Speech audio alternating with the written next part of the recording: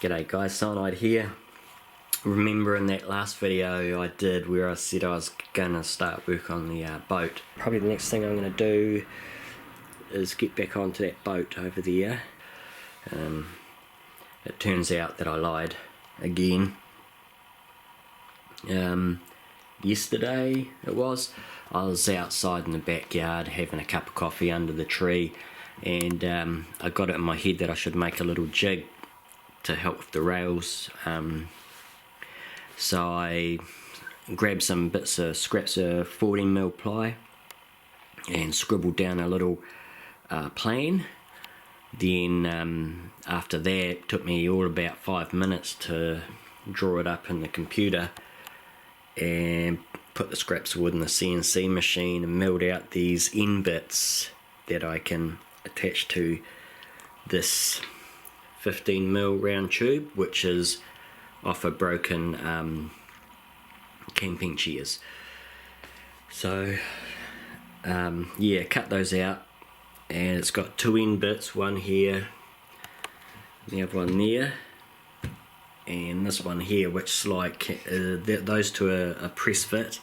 This one here can slide up and down, and I've got a couple of little bits here, and they're all because they're milled in the machine. I know they're exactly what they need to be to get the outside of this chassis, 63mm.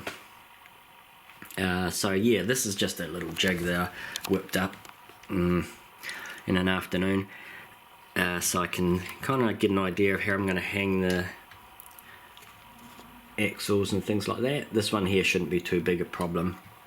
I'm going to have some problems back here, but that's the whole idea of being able to set this up, get the height. It's about the same as the Tamiya chassis, so I know I'm within Kui's range, and I can see where I'm going to have clearance issues with these particular diffs and axles, especially because the rails I'm using are 1 inch, which is a bit more than what the chassis rails are on the Tamiya.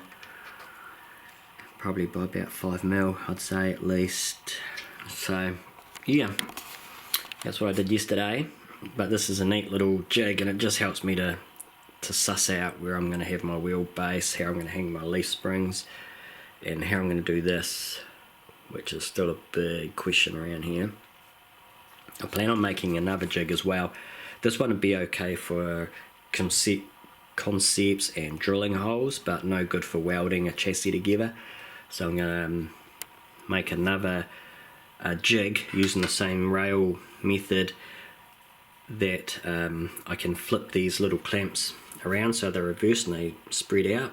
So I'll make a wee jig that I can put in these rails into, and I can weld the cross members in, because if I welded anything in here, this stuff would get trapped in there. And even though it's a temporary quick disposable jig, I'd like to reuse it. I think it could be quite handy.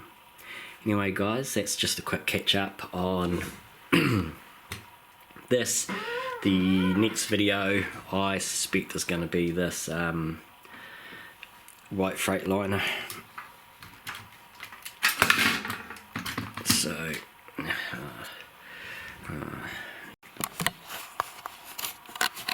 yeah, sorry, this.